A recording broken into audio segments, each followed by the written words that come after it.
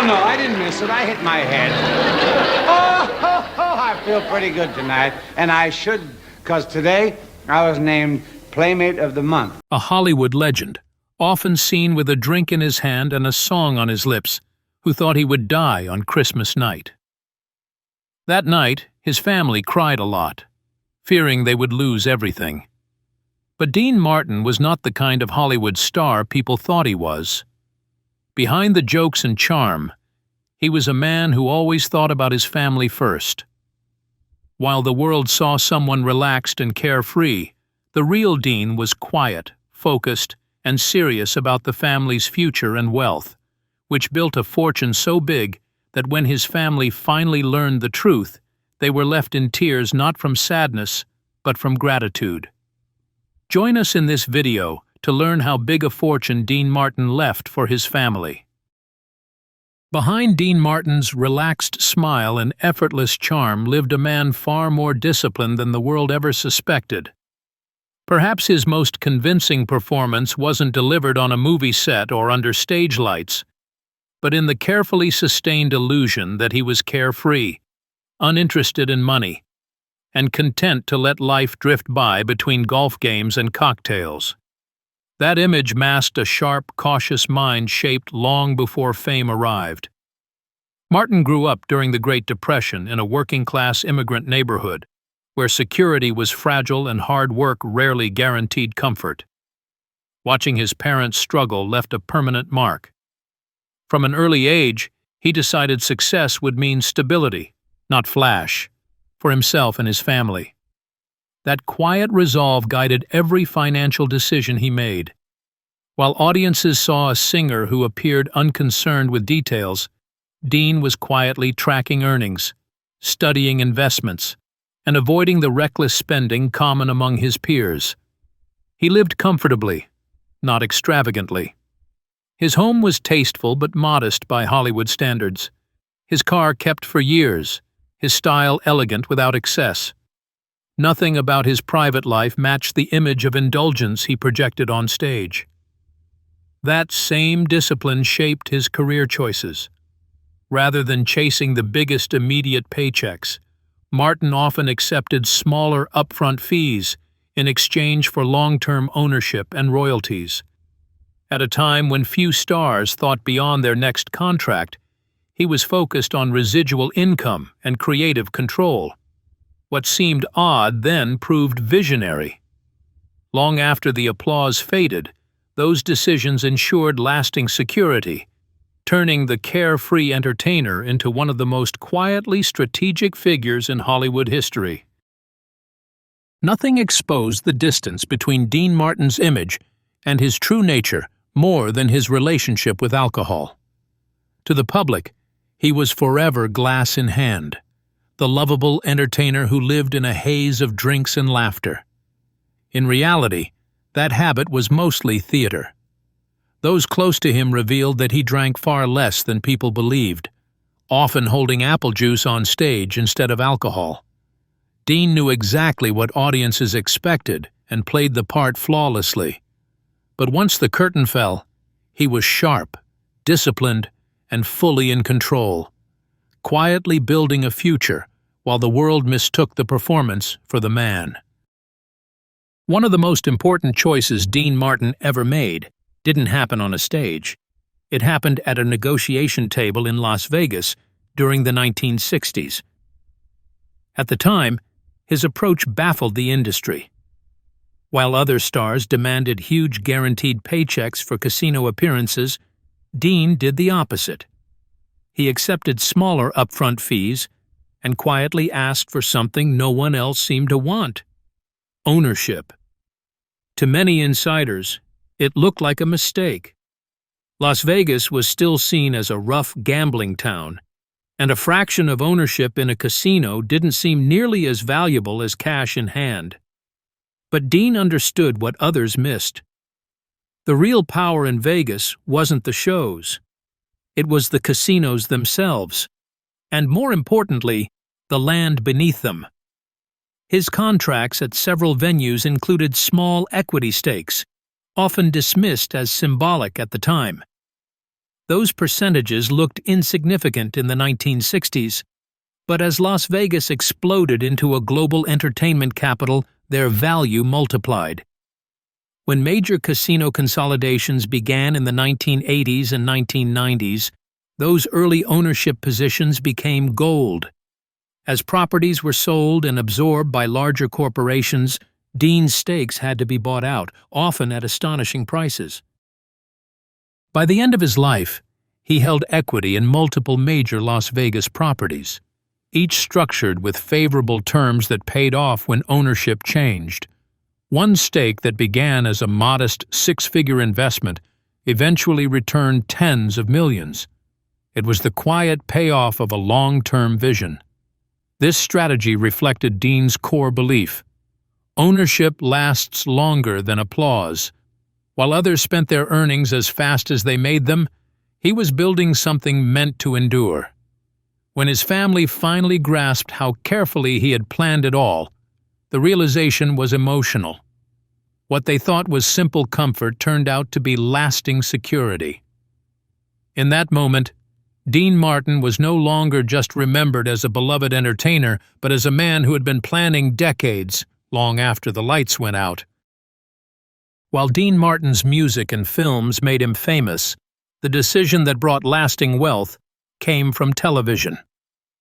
His variety series, which aired for nearly a decade beginning in the mid-1960s, along with the celebrity roast specials that followed, became the backbone of a financial legacy few performers of his era ever achieved.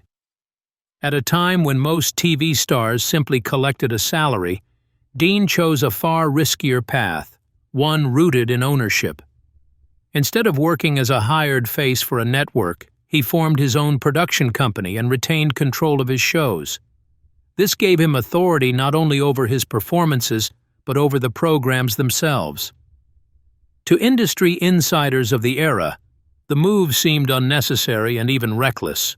Syndication was still a vague concept, and there was no home video, no cable boom, no streaming future anyone could clearly imagine.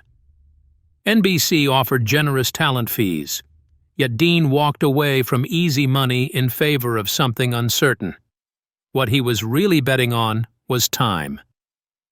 Dean believed his work would outlive its original broadcasts. As television evolved, that belief proved remarkably accurate. When cable networks exploded in the 1980s, they needed content, and his shows found new life. Later, DVD releases opened another revenue stream. Then came digital platforms, adding yet another layer of value. Each time the programs were licensed or redistributed, the majority of the income flowed directly to his estate, not to a studio or network. This structure flipped the traditional model on its head. Most shows from that era now earn money primarily for corporations, with performers receiving only modest residuals. Dean's approach ensured the opposite. More than half a century later, those decisions continued to generate millions annually. When his family eventually saw the long-term projections tied to these television rights, the impact was emotional. They realized he hadn't just planned for his own lifetime, but for generations to come. Behind the relaxed smile and casual on-screen charm was a man quietly building something permanent, a legacy that will likely keep paying long after the applause has faded. Dean Martin's voice gave the world some of the most enduring songs of the 20th century. But the real genius behind his music lay in choices few people noticed at the time. While most artists of his era focused on record sales and quick royalties, Dean was quietly thinking about ownership. Long before it became a modern industry battle, he insisted on retaining control over his publishing rights, master recordings, and even specific musical arrangements. These decisions often confused his peers. He turned down generous recording offers simply because the contracts didn't protect the rights he believed mattered. Friends thought he was being overly cautious, One fellow legend even joked that he was crazy for walking away from easy money over small contractual details. Dean's response was simple. Those choices weren't for him alone, but for his children's future. Time proved him right. As the value of classic music catalogs soared in the streaming era, Dean's foresight became impossible to ignore. His catalog wasn't just large, it was strategically built. Songs like That's Amore and Ain't That a Kick in the Head continued to appear in films, television, and advertising, while his Christmas recordings return every holiday season, year after year. When the family finally saw a full valuation of his music rights, the moment was emotional. What they once viewed as a sentimental legacy was revealed to be worth tens of millions and still growing. Behind the relaxed crooner image was a man quietly planning decades, turning melodies into security and ensuring that his music would keep caring for his family long after his voice faded from the stage. While Dean Martin's career unfolded under bright lights, another story was quietly taking shape far from the spotlight. Behind the scenes, he was building a carefully planned real estate portfolio, one so discreet that few outside his inner circle ever noticed. He had an uncanny instinct for location, a sense for where value would grow long before others caught on. In the 1950s and 60s, when most Hollywood stars focused on flashy homes in Beverly Hills or Bel Air, Dean was looking elsewhere. He quietly invested in places like Malibu, Palm Springs, Aspen, and undeveloped areas around Las Vegas, long before they became symbols of luxury. His goal wasn't status, it was timing. He chose land and properties based on where he believed growth would come, not where attention already was. Dean didn't chase showpiece mansions. He bought land with potential, modest residential properties, and income-producing buildings that could sustain themselves. He treated real estate like a professional investor, not a celebrity indulgence. His Las Vegas holdings were especially forward-thinking. When the Strip was still sparse, he acquired surrounding parcels for relatively small sums. As the city expanded into a global destination, those quiet purchases multiplied in value beyond anything imagined. Alongside growth investments, he maintained properties that generated steady income, apartments, commercial spaces, and retail locations that quietly supported his family year after year. What moved his loved ones most wasn't just the wealth, but the care behind it. Dean kept detailed notes on every purchase, writing why he believed in each property and how he envisioned its future. He even recorded thoughts on which family members might one day oversee them. When later generations were shown the full scope of what he had built, emotions ran high. The man known for living in the moment had, in truth, been planning far ahead, laying a foundation meant to protect his family long after the music stopped. Away from the stage lights and nightclub legends, Dean Martin was quietly following a financial path that ran counter to everything Hollywood stood for. While many entertainers chased fast money or ignored investing altogether, Dean embraced a patient, almost old-fashioned philosophy, one rooted in value, discipline, and time. Long before it became fashionable, he was buying strong, overlooked companies and holding on to them with remarkable conviction. He avoided flashy ventures and risky trends, preferring businesses he understood and trusted. Food, beverage, hospitality, and family-focused brands caught his eye, companies with loyal customers and staying power. Years before they became global giants, Dean placed early faith in names like McDonald's, Coca-Cola, and Disney, not because they were exciting, but because they felt enduring. He believed in brands that people returned to, generation after generation. What truly set him apart wasn't just what he bought, but how long he held on. Once Dean committed, he rarely sold. Advisors urged him to take profits or shift strategies, especially during market highs and lows. But he resisted. To him, value didn't vanish with volatility. Some investments stayed untouched for decades, quietly compounding while trends rose and fell around them. That same long view shaped how he planned for his family. Rather than simply leaving behind wealth, Dean created structures designed to teach patience and responsibility. Each branch of the family was given carefully designed investment partnerships, complete with written guidelines that reflected his beliefs. These weren't just financial tools, they were lessons meant to outlive him. Years later, when his children saw how these plans had performed through market chaos, the realization was overwhelming.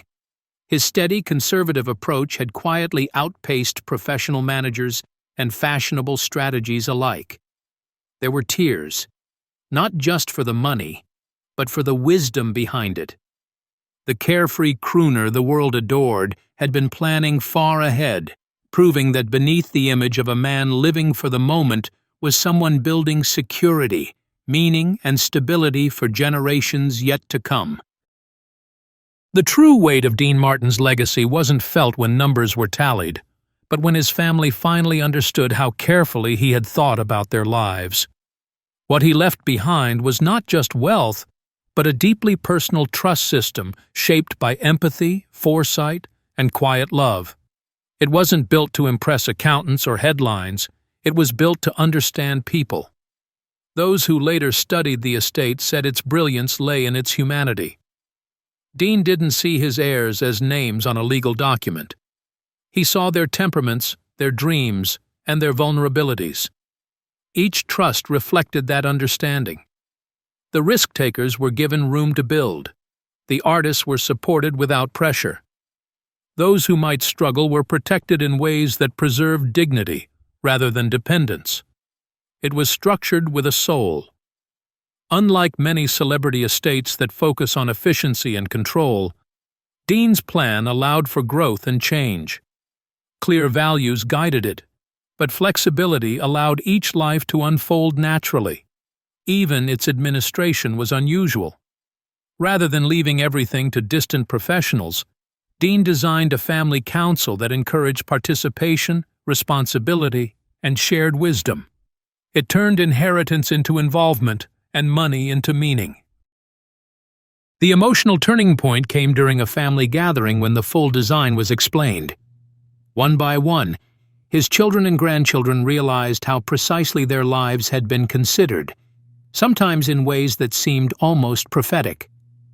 There were long silences, then tears. They understood that the man who often appeared emotionally reserved had been quietly paying attention all along. Perhaps the most moving revelation came through the letters Dean had prepared for specific moments in their lives. Written years earlier, they arrived at milestones, birthdays, turning points, moments of doubt. These notes blended gentle financial advice with warmth, humor, and reassurance. One granddaughter broke down upon reading a letter that spoke directly to struggles she was facing decades after Dean was gone. It felt less like a document from the past and more like a hand reaching forward. In that moment, the image of Dean Martin shifted forever. The carefree performer, known for charm and detachment, was revealed as a man of emotional depth and quiet devotion. He once remarked that people watched him closely, but rarely truly saw him. In the end, his estate told the real story. While the world watched the entertainer, Dean was watching his family, listening, anticipating, and building a legacy rooted not just in security, but in love that refused to fade with time.